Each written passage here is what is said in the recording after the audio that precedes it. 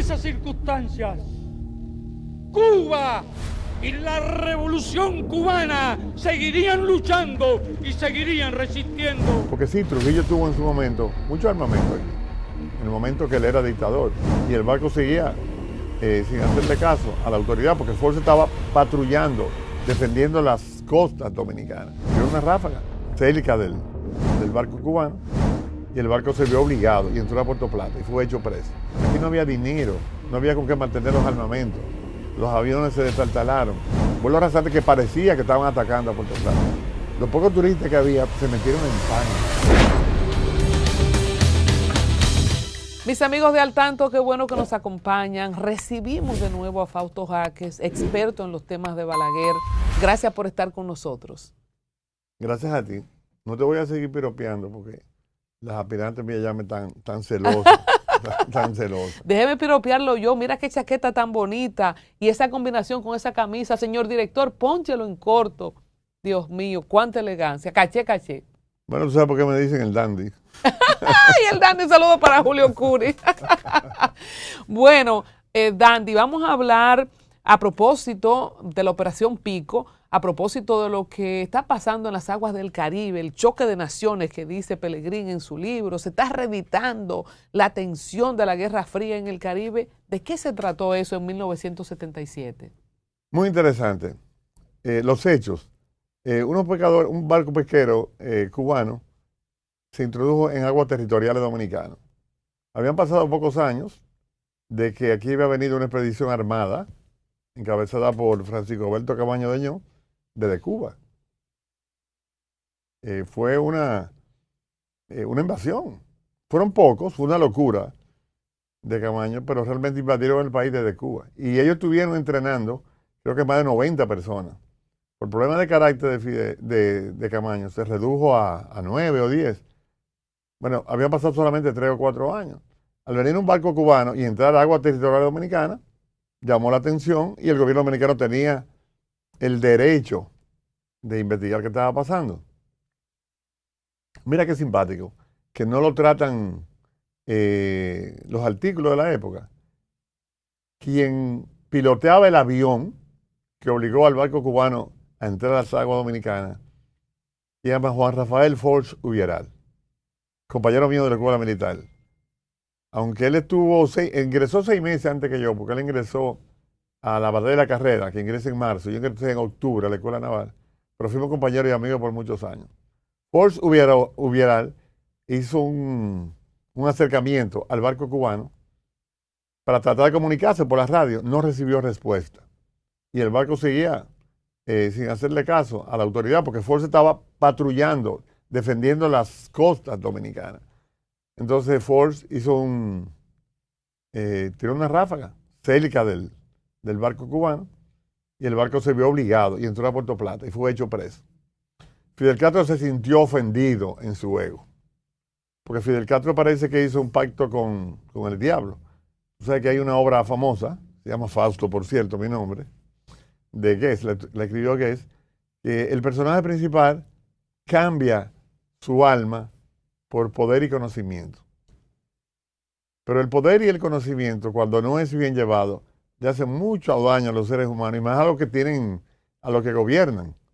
Fidel Castro se envició con el poder y tenía mucho conocimiento, pero no sabiduría. Porque no había razón que porque hubiera un barco pesquero se amenazara a una población prácticamente indefensa. Porque sí, Trujillo tuvo en su momento mucho armamento aquí, en el momento que él era dictador. Pero después de eso, en la revolución, tú no puedes recordar, pero yo sí recuerdo que los primeros sueldos los pagó la OEA. Aquí no había dinero, no había con qué mantener los armamentos. Los aviones se destartalaron. Balaguer tuvo que empezar con primero un plan de austeridad. Le bajó los sueldos a todos los empleados públicos y luego puso en práctica la defensa agraria, la reforma agraria, y a tratar de poner el país a producir. Le tomó años empezar el turismo, que por cierto empezó a Puerto Plata. Y me hace mucha gracia, y te voy a dar un dato. El esposo de María Cela Álvarez se llamaba, el papá de sus hijos, Alberto del Pino, que fue un español que vino aquí a dirigir un hotel a Puerto Plata. que fue el primer proyecto de time sharing, se llamaba, que tú pagabas un dinerito y tenías derecho a usar una semana al año las facilidades. Y te refiero a eso porque el escuadrón de MiG-21 que mandó Fidel Castro, primero, a hacer vuelos rasantes en Puerto Plata. Vuelos rasantes que parecía que estaban atacando a Puerto Plata. Los pocos turistas que había se metieron en pánico. Imagínate, 12 aviones haciendo simulacro de que estaban atacando.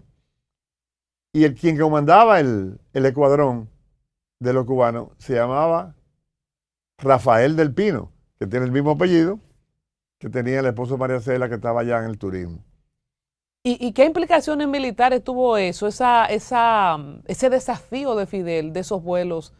No, Fidel amenazó a Balaguer con que iba a bombardear, a ametrallar la capital de Santo Domingo. Eso fue una advertencia.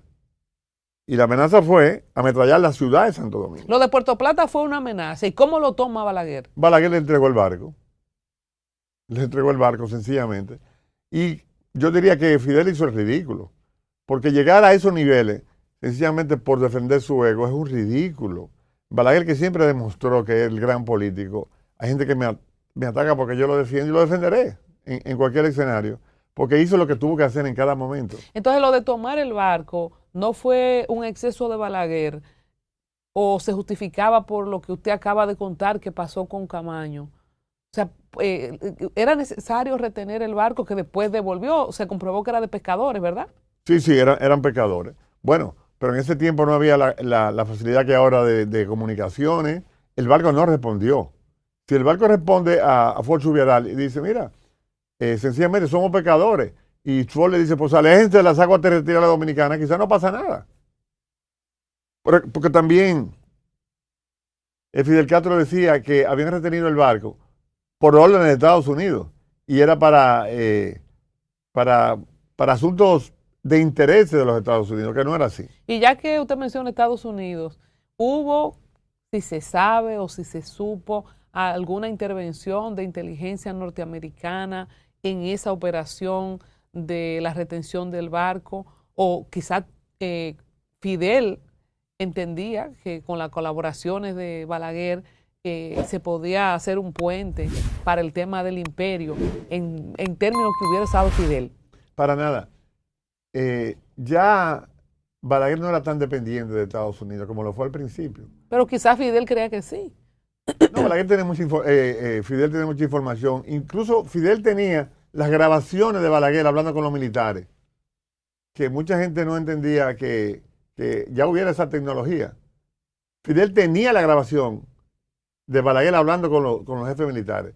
Te digo que ya no había esa influencia de Estados Unidos, porque ya había pasado la renuncia militar de 1973. Que vi que tú tenías aquí a un general que es un buen tipo y trae mucha información. Pero hace unos días, conversando contigo, cometí un error. Él dijo que los jefes militares en el 73 le llevaron la renuncia a Balaguer. Y no fue así. El general Damián Arias. Sí. No fue así. Un momento ahí, una persona muy decente. No, en 1973 los militares mandaron una carta de renuncia. Quien se la llevó a Balaguer fue Francia Miama, que era el subsecretario de Estado de las Fuerzas Armadas representando a la Marina de Guerra. Y en ese momento, Francia Miama le dijo al doctor Balaguer que por favor que leyera la carta que los militares querían. Y Balaguer le dijo, no, déjela ahí, yo la leo después. Tengo esa información porque conozco a la gente que trabajaba con Balaguer. Un primo hermano mío era del cuerpo ayudante militar en ese momento. Y Francia Miama se fue. Balaguer no abrió la carta, se fue ese fin de semana al interior a hacer inauguraciones y el próximo lunes fue que la abrió. Esos militares eran los que tenían, vamos a decir, la mano dura. Eran los que estaban más cercanos a Estados Unidos. Y Balaguer le dio ese trato. Eso fue en 73, es decir, que ya en el 77 estaba claro que Balaguer no dependía de los Estados Unidos. Entonces renunciaron, porque ahí no me quedó claro. El hecho de que no haya abierto la carta no implica que sí le mandaron la carta de renuncia. Sí, se la mandaron, pero no se la llevaron. El general dijo que ellos se la llevaron. Los generales. Ok. Se la enviaron con Francia El delivery es la aclaración. Exactamente. Fue Francia Miami el delivery. ¿Qué riesgos, si se supo, según sus estudios de la época, estaba asumiendo Fidel con hacer esa amenaza a Balaguer, que aunque no dependía de Estados Unidos, sabemos que lo que sí no se llevaban era Cuba y Estados Unidos. Si Cuba atacaba a la República Dominicana como amenazó, o era técnica disuasiva. Mira, podía ser una provocación de Fidel, porque siempre Fidel se mantuvo en el gobierno, y todavía están en el gobierno la gente de Fidel, con el, vamos a decir, con el cuento, como diría el pueblo dominicano, de que era Estados Unidos, ahora de que el bloqueo, siempre tienen una excusa para mantener a ese pueblo oprimido en la pobreza, que es penoso. Cuba es un pueblo hermano, pero lleno de necesidades. República Dominicana ha sido utilizada como puente por muchos cubanos para poder salir de Cuba, y obviamente al final lo que quieren es llegar a Estados Unidos y buscar una vida mejor. Pero digo yo, él no midió consecuencias de esos vuelos porque pudo haber pasado una tragedia. Porque, ¿y si Balaguer responde? ¿Cómo estaba el armamento de la República Dominicana? Trujillo dejó un estado preparado para un posible conflicto, por ejemplo, con Cuba. Sí, no, ya eso era 1977. Trujillo murió en el 61. Pero digo yo, dejó estructura. No, ya era, o sea, ¿qué era había? un equipo obsoleto. Ya en el 77 lo que dejó Trujillo era obsoleto. O sea, que Fidel no hubiera dado candela. Claro, Fidel tenía MiG, aviones MiG, eran modernos en ese momento, MiG-21. Y eso era un escuadrón, tenía 3 escuadrones de aviones MiG-21. Porque Fidel había tenido un conflicto con Estados Unidos, acuérdate de la crisis de los misiles. Fidel estaba apoyado por Rusia, fue parte de la Unión Soviética. En su mejor momento. Claro. ¿Cuántos aviones tenía así de esos MiG? Creo que tenían 3 escuadrones, serían 36 MiG, que eran aviones de primera categoría. Mucha gente dice que son mejores de maniobrar que los Phantom, que son los aviones americanos. De la época creo que era un F-14. Fausto, pero con razón Balaguer entregó el barquito. Claro, no, pero no puede por ego decir yo soy... Porque por eso te digo que Fidel le vendió su alma al diablo. Porque tenía un ego que era capaz, como lo fue, de llevar miseria y pobreza al pueblo cubano. Y Balaguer no iba a poner la población dominicana en ese riesgo, que fuera bombardeada o ametrallada la ciudad de Santo Domingo, por un capricho. Y eso pudo haber pasado, si el ego se le... Eso estaba en la cabeza de Fidel Castro. Realmente no sé si eran su... Pero sí, hay información de que él reunió su equipo militar y le dijo, posición anterior a la Operación Pico, ya entregaron el barco. Así que aparentemente él tenía esa intención. Pero fíjate qué simpático. Rafael del Pino, el que comandó el escuadrón que hizo el simulacro en Puerto Plata, a los años se robó una avioneta cubana y se fue con su familia a Miami a vivir. ¡Tarán! Entonces, ¿quién tenía la razón? ¿Qué impacto psicológico tuvo eso en la población de la época? Porque creo que no habíamos estado en una situación así de ese tipo de vuelos. Hay cosas que uno ve en la película, por ejemplo, de los tiempos de la Segunda Guerra Mundial, pero así como tener el territorio en guerra con fuerza aérea extranjera. El país manejó bien el control de mediático. No llegó a crear un pánico en la población. No fue muy... pero sí para los turistas de Puerto Plata. Sí, los turistas que hizo estaban un en Puerto daño Plata, contenido ahí. pánico, porque parecía que los aviones iban a ametrallar. No creo que haya influido en que el turismo que empezó en Puerto Plata se cayó a un punto que llegó casi a cero. Gracias a Dios que ahora se está levantando, y hay unos proyectos muy bonitos en Puerto Plata. El Campo de Gol lo tienen muy bonito. Bueno, te dije que me encontré hace un par de meses con Dani allá, con Dani Alcántara. ¿Cómo a nivel internacional, y esto para proyectarlo a lo que está pasando ahora, porque tenemos en suelo dominicano, con el acuerdo que ha llegado el gobierno dominicano, presencia militar de Estados Unidos aquí? Si un evento en la época, para entender los finales de los 70, si hubiésemos llegado al nivel de agresión con esa operación Pico, ¿qué impacto hubiera tenido a nivel internacional de la región? Bueno, pudo haber sido una crisis gravísima, porque aunque no dependía Balaguer de Estados Unidos, era un aliado. Si Fidel hubiese atacado a República Dominicana, Estados Unidos se hubiera visto quizá hubiera tenido la excusa para invadir a a Cuba, que quizá era lo que Fidel quería, porque siempre vivió de la crisis, siempre vivió de la crisis. Como te digo, te repito, parece que hizo un pacto con el diablo, porque tenía mucho conocimiento, pero no sabiduría. Fidel Castro es un hombre capaz de hablar 8 horas en un discurso, tenía mucho conocimiento, pero sabiduría es cuando usted tiene la sensibilidad para usted los conocimientos, utilizarlos en bien de la humanidad y en bien de su gente, no para llenar un ego personal. Y no lo hizo. ¿Por qué se llamaba Operación Pico? Sería por el Pico Duarte, digo, estoy especulando. Tú sabes que hablaba con unos amigos hace unos días de que los dominicanos a veces no disfrutamos de las cosas que tenemos. El Pico Duarte es la parte más alta de las Antillas y hay muchos dominicanos, la gran mayoría que nunca ha tenido el placer de visitar el Pico Duarte. Vamos a motivar a los dominicanos que conozcan su país. Me voy a poner ready en el gimnasio para ir para allá. Sí. Ya que aterrizamos en la actualidad, precedentes, pero antes de eso, me voy de nuevo con Balaguer y Fidel. Yo creo que fue usted que me dijo, creo, no sé, de la gente que vino aquí en la serie de Balaguer, que Balaguer le mandaba su salamito y su cosa a la gente de Cuba.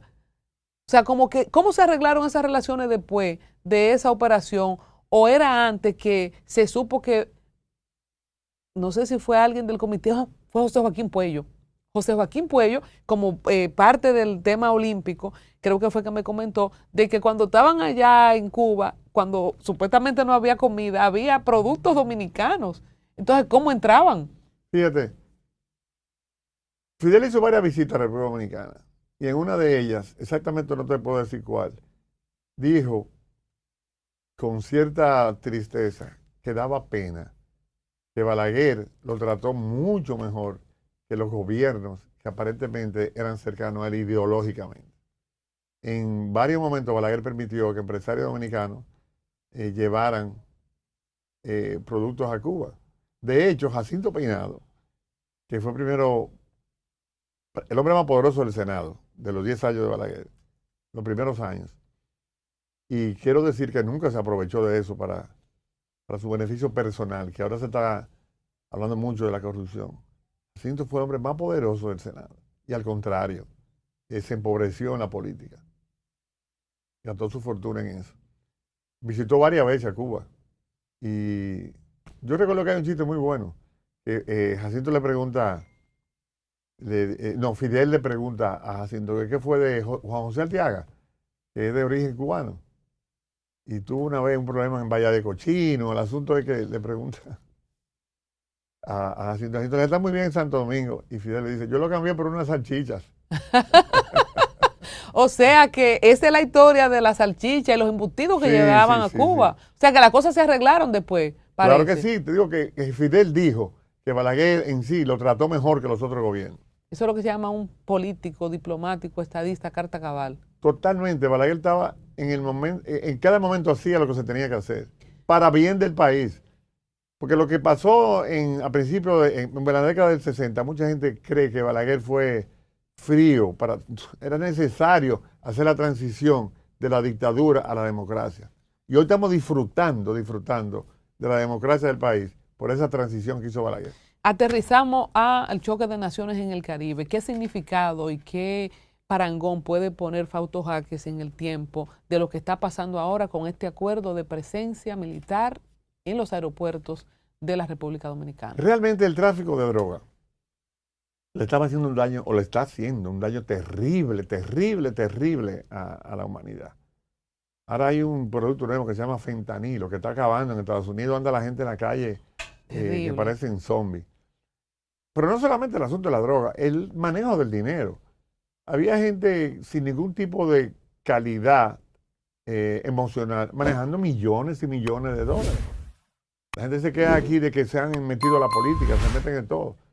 Y lo que ha hecho este gobierno realmente es enfrentar el tráfico de droga. ¿Y no perdemos soberanía con eso? No, para nada, porque se está colaborando con un país con quien tenemos relaciones diplomáticas, colaborando para que enfrente un flagelo que nos está afectando a todos. ¿Cómo es que está entrando tanta droga ahora, Fausto? Mira, parece que se está quedando, no que entrando, porque el gobierno, desde el 20 hasta aquí, ha incautado más droga que en toda la historia del país. Es lo que te estoy diciendo. Fue que en la pandemia se acumuló y se juntó y se mandó toda junta. Pudiera ser, la pandemia provocó mucha locura. Pero realmente es, tú sabes que en la política se especula mucho. Y si se están usando el argumento lo de la droga para realmente sacar a Maduro del poder, porque esto está interesantísimo. María Corina Machado llegó ya a Noruega. Y de que pasó por aquí. Ojalá. No, que dentro de lo Ajá, supuestamente. del tránsito. Pero logró llegar a Noruega. Entonces, y su hija recibió, creo que antes de ayer, el Premio Nobel de la Paz, pero hoy ella está participando en todas las ruedas de prensa. Entonces, hay un juego con el asunto de que si es por sacar a Maduro o es realmente la droga. ¿Y usted qué cree? Yo creo que es doble propósito. Doble propósito. ¿Y por qué Estados Unidos nos necesitaba teniendo a Puerto Rico, teniendo también cercanía con Panamá? Sabemos que con Colombia no cuenta, con Petro, pero ¿por qué venir a República Dominicana? Bueno, aquí le dice que Petro es el próximo. Pero República Dominicana es un país con mucho más recursos naturales, de todos los sentidos, por mucho en América. Panamá económicamente ha tenido un crecimiento parecido, pero Panamá es un istmo pequeño. ¿Por qué Estados Unidos pidió los aeropuertos de aquí? De aquí, porque tiene a Puerto Rico. Estratégicamente, oye, geopolíticamente, que eso está de moda, hay gente que está acaparando las redes con esa palabrita. Geopolíticamente el país más adecuado es República Dominicana. De hecho, por muchos años, República Dominicana fue el país preferido de Alemania, cuando Alemania era un poderío, para hacer negocios. Juan Isidro Jiménez fue presidente de la República 2 veces. Se mudó de Santo Domingo a Montecristi para poder exportar a Alemania por Montecristi los productos que él negociaba. Fue el hombre más rico, el primer rico del país, fue Juan Isidro Jiménez. Porque realmente nosotros somos los que estamos en la mejor posición geográfica. ¿Y qué ganamos nosotros con entregarle los aeropuertos a Estados Unidos? Colaborar con la lucha contra el flagelo, que es el tráfico de drogas. Es un enemigo que tenemos todos. Mira, Colombia, yo no salgo casi de noche. Yo no salgo de noche a la calle ya. Primero porque ya no estoy en edad de estar en su menesteres. Pero segundo, yo salí a un sitio, no voy a decir dónde, y estaba sentado en una mesa. Y el mozo me dijo, mire, yo lo voy a cambiar de mesa. Y yo, no, esta mesa está muy buena, gracias. Y dice, no, que usted le molesta a ese señor que está ahí al lado. Al lado mío había un señor que averiguó, es un miembro del negocio de las drogas. Y le molestaba que yo estuviera ahí. Me movieron. Son los jefes de la noche. En este país. En este país, y César el Abusador. ¿Tú sabes cuántas discotecas tenía César el Abusador? Incluida Neón, la discoteca de los Popis. Ya le había cambiado el nombre, pero era de César el Abusador. Te perdimos el pleito nosotros y tuvimos que ya colaborar con los americanos, Fausto. O sea, no hemos tenido la capacidad en autonomía y seguridad de las fuerzas que deberían ejercerla. A mí me dijo alguien el otro día, yo estaba en tal restaurante y yo no conocía ni una gente. O sea, gente del jet set de aquí de la de la capital, gente que van a restaurantes, porque los restaurantes eran como clubes que se juntaban como la misma gente. Y esa persona me dijo sorprendida, una persona de tradición de aquí. Yo no conocía ni una gente. Y tú no tienes idea del poder que tienen los que negocian con eso. Ahora tenemos otro flagelo. Hace años también que la corrupción política ha llevado a mucha gente a bajar de la San Martín para acá. Eso era un tema que antes se manejaba. Como que la ciudad se dividía en la San Martín. Sí, porque por ahí era que estaba el aeropuerto, ¿verdad? Sí, exactamente. Donde está el Centro Olímpico ahora, más o menos, era que estaba el aeropuerto Andrews se llamaba. Tú sales a la calle, el país no está dirigido por quienes tienen más cultura, ni más capacidad, ni más relaciones sociales, es por el que tenga más dinero. ¿Cómo impacta el discurso de Paliza diciendo que sin duda creo que vienen más que se entreguen? O sea, ¿qué significa políticamente en el tiempo Fausto Jaques de las personas cercanas de Balaguer, todo lo que eso implicó? Sabemos que el narcotráfico del 80 para acá ha tenido su gran boom. Pero ¿cómo vio usted ese discurso y qué espera a propósito de figuras de la política ligadas al narcotráfico?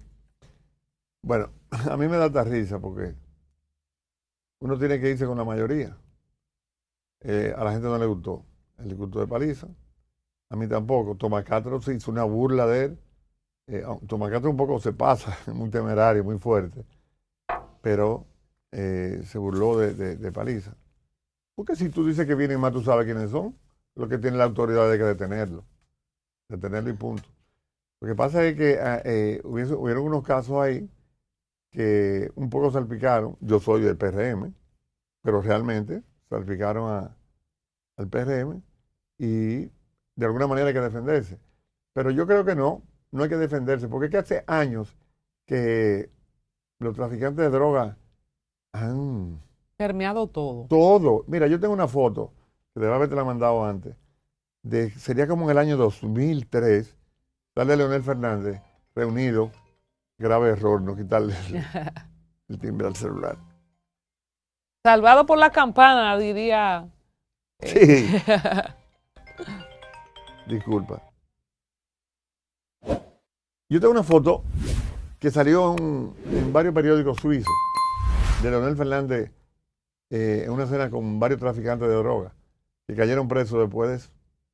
Sí. Sí. Ahorita se la mando al productor. Pero yo no culpo a Leonel de nada por eso. Porque tú no tienes que saber con quién tú te vas a juntar. Una cena en Suiza, imagínate. Allá la dirigencia del PLD invitaría, qué sé yo, 80, 100 Pero personas. es que son muchos casos del PRM, muchos, demasiado.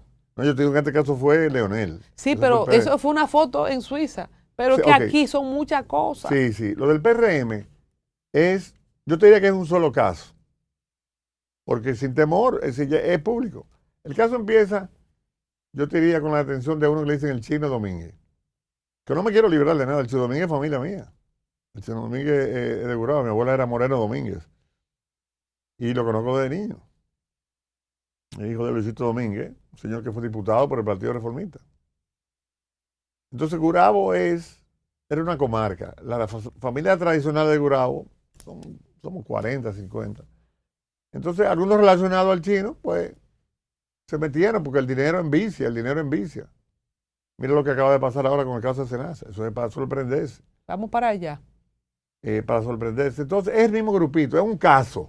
Entonces, del ese PRM. Domínguez involucró a todo el mundo. Claro, involucró a la gente que él conocía, que estaban en su área, y ahí caerían seducidos por el dinero. ¿Y dónde hace aquí en el Chino Domínguez con el PRM? ¿Cuál es su historia con el PRM? ¿O la política? O sea, ¿cómo? Es de Gurabo. Entonces, el Gutiérrez que está preso, ¿cómo se llama? Miguel Miguel Gutiérrez, ellos se conocen desde niños. No tengo que decirte. Entonces, la meca de esos menesteres de droga es Gurabo, Santiago. No, de ese caso. De ese caso. De ese caso. Porque es que hay mucha coincidencia con Santiago. Quirino era para Santiago, ¿qué iba a saber? Sí, sí, dice que iba para una zona franca. Quirino es una parte del tráfico de droga. Hablando de zona franca, cayó una persona también de zona franca, apellido Jorge, familia de los Salvador Jorge Blanco. Yo conozco a ese muchacho desde niño y a su papá. Su papá era íntimo de mi papá y mi mamá. Eran gente muy, muy seria de Santiago. Y con dinero. Él se fue a Estados Unidos, creo, ¿no? Sí, se lo llevaron. Yo estoy loco porque investiguen porque hasta que no sea condenado uno no sabe. Pero mire, los gringos nunca han devuelto a nadie. De que mire, fue un error. Mira, en Santiago todo el mundo está sorprendido con lo de los Jorge. Todo el mundo está sorprendido con ese muchacho. Jorge, ¿cuál es el otro apellido? Jorge Maras. Ese Jorge. Me olvidó el segundo apellido. Que trabajaba en las Águilas. Pero él era qué de Jorge Blanco, porque se dijo que era sobrino. La verdad que no sé.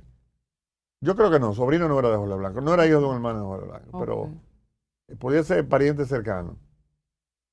Pero te digo sinceramente, en Santiago todo el mundo está sorprendido, porque con el Chino Domínguez no, ese muchacho hizo miles de apartamentos, tenía algunas cosas que era ya... Evidente. Que llamaba la atención, que había algo ahí, un exceso de capital. Pero con el Jorge yo quisiera esperar que haya conclusión de las investigaciones. Fausto, hablando de Santiago y de sorpresas, para muchos ha sido sorpresa lo de Santiago Jacín. Yo misma en varios episodios de este programa no podía creer y decía, ¿por qué no puede ser que una persona ponga su pellejo?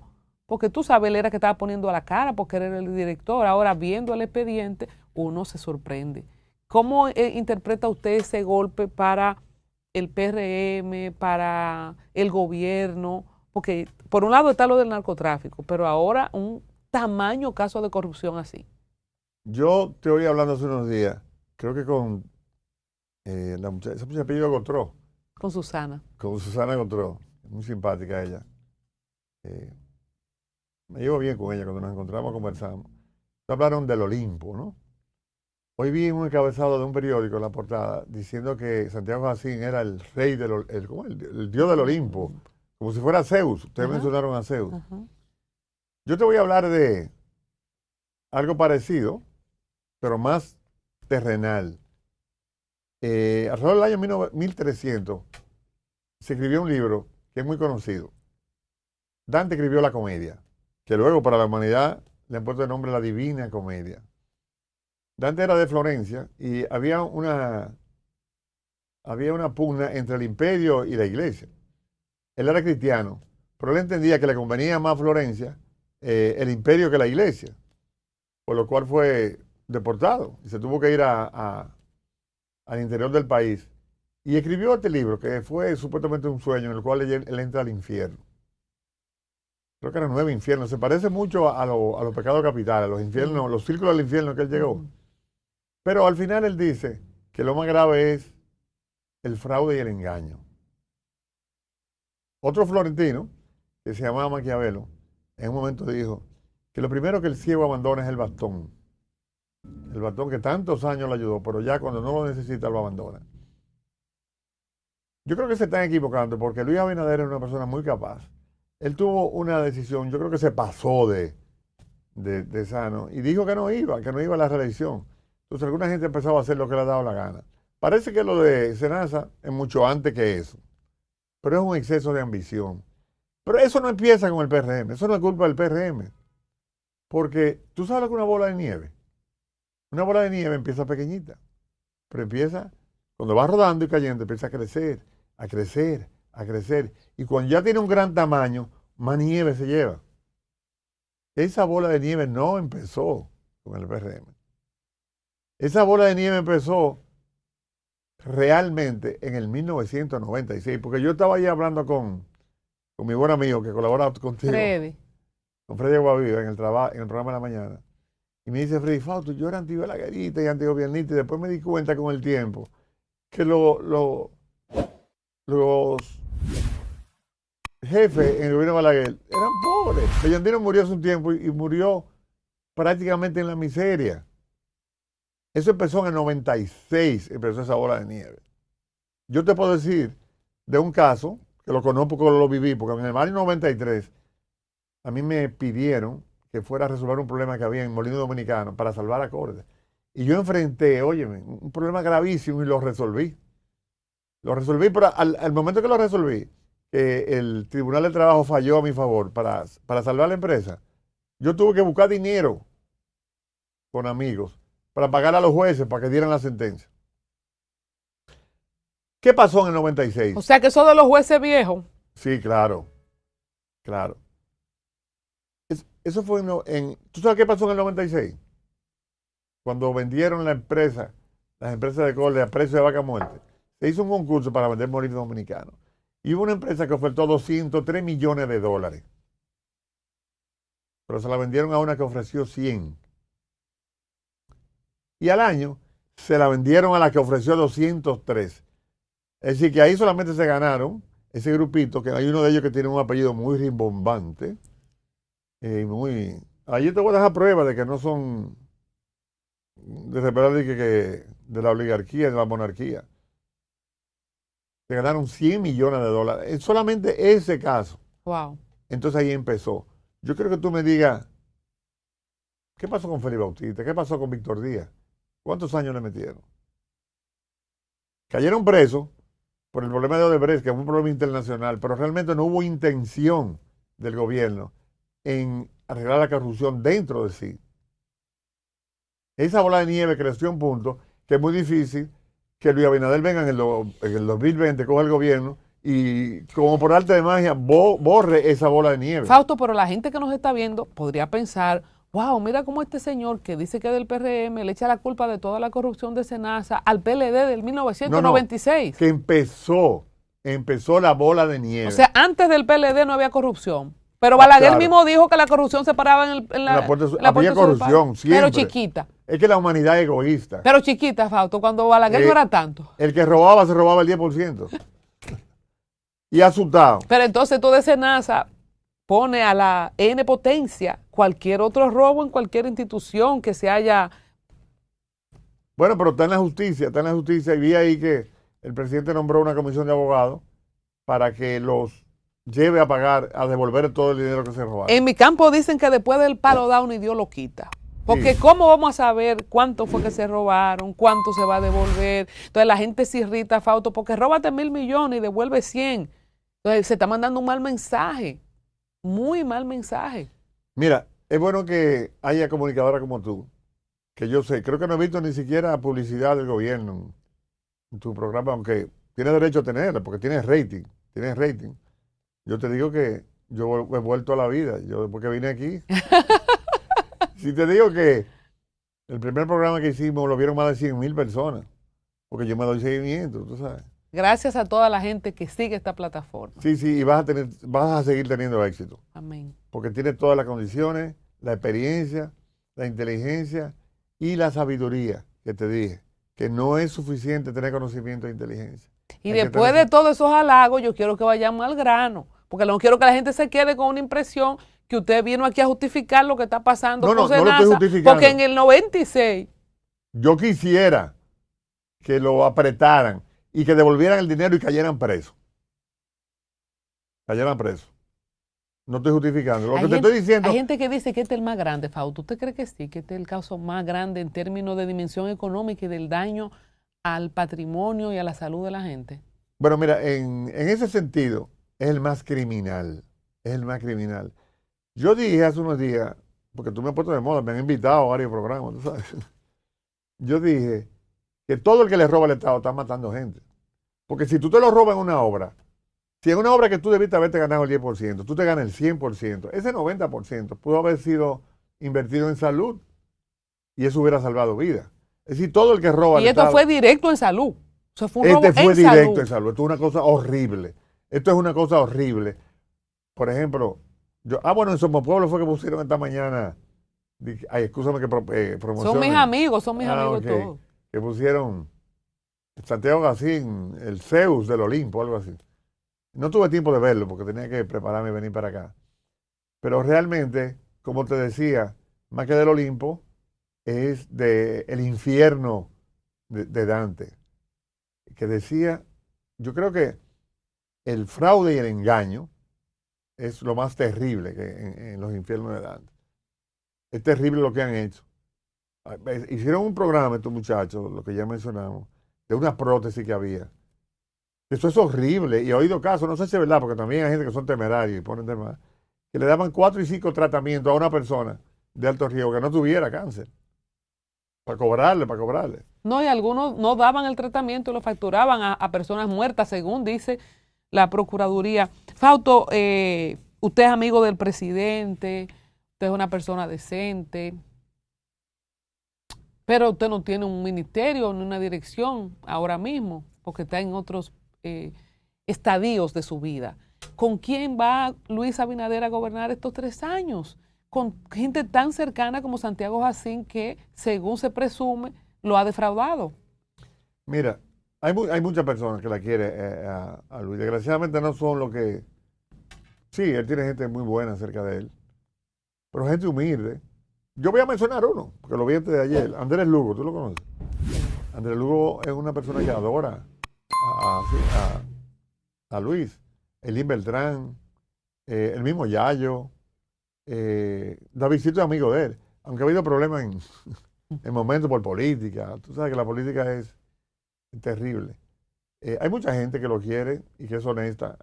Él va a seguir gobernando y tiene muchísimas condiciones. Lo que han cometido el error son esta gente que han traicionado a Luis, creyéndose que porque él no va, ya no deben temerle a la autoridad. ¿Cómo sabemos si se están cocinando 2 o 3 cenas más en otras instituciones? ¿Cómo sabemos? Es posible, porque el ser humano es egoísta por naturaleza. Ahora, lo que yo te digo, debemos hacer un mea culpa a todos los dominicanos, Porque hace años que aquí solamente estamos admirando al que tiene dinero. Aquí se le rinde pleitesía a poca gente que han sido moralistas, que han llevado una conducta correcta. Aquí es normal tú oír la gente decir, fulanito vale tanto. Y en base a eso es que lo tratan y lo admiran y lo quieren y lo catalogan. Así mismo. Yo vi esta mañana en un programa de televisión, y no voy a mencionar el nombre porque es muy amigo mío, a un comunicador haciendo alarde de los conocimientos que él tiene de los relojes. Porque salió una foto en la cual dice que a Chago le regalaron un reloj que vale tanto. Y este muchacho dice, no, ese reloj no vale $81,000. Ese reloj lo que más vale son $23,000 porque es de la serie tal. Y un experto en relojes. Un experto en relojes. Yo tengo en mi casa un par de relojitos que quizás el más caro vale $500. Y mira, ando sin relojes porque el celular me da la hora. Pero este señor no es un experto. Aquí hay gente que andan rendiendo la pleitesía al dinero. ¿Y qué hace eso? Oye, que convierte el dinero en lo que la gente apetece. En un Dios. Es un Dios. Yo siempre pongo de ejemplo, yo viví en Mao cuando era adolescente, y el hombre más respetable del pueblo se llamaba Toño Valerio. Andaba en una bicicleta, trabajaba en rentas internas, pero era un tipo correctísimo. En el club no le cobraban. Fausto, ya esa gente no existe. Dice el pastor Dante Gebel que somos la última generación elegante que queda en la humanidad, refiriéndose a gente entre los 40 y más de 50 años. Es una pena, pero quedan y muchos.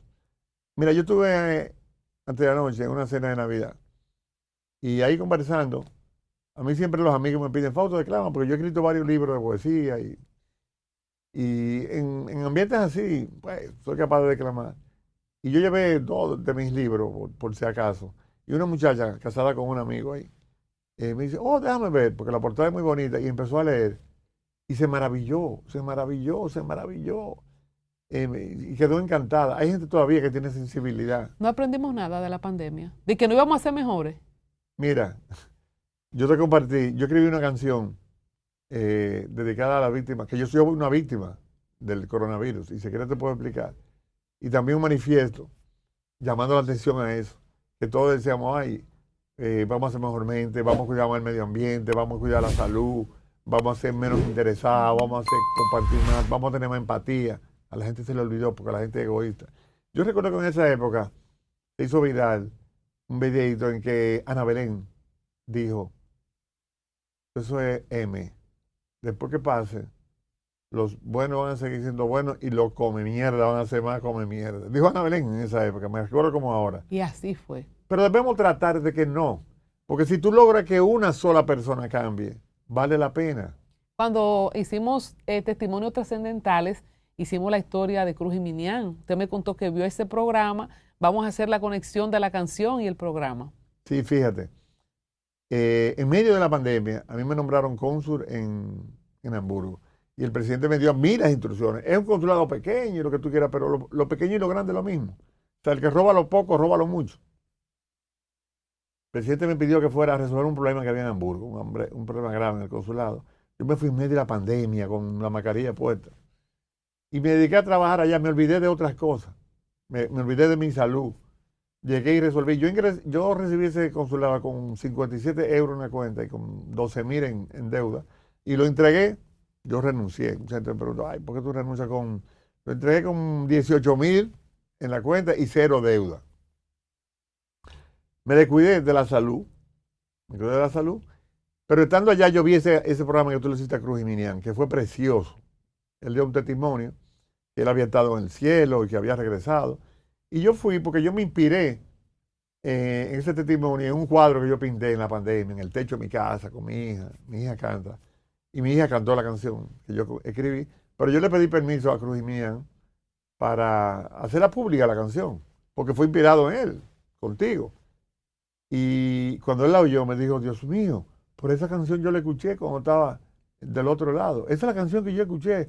No recuerdo bien la letra, pero esa era la melodía, ese era el mood, eso era lo que yo sentía. Wow, aunque la canción se escribió después que pasó eso.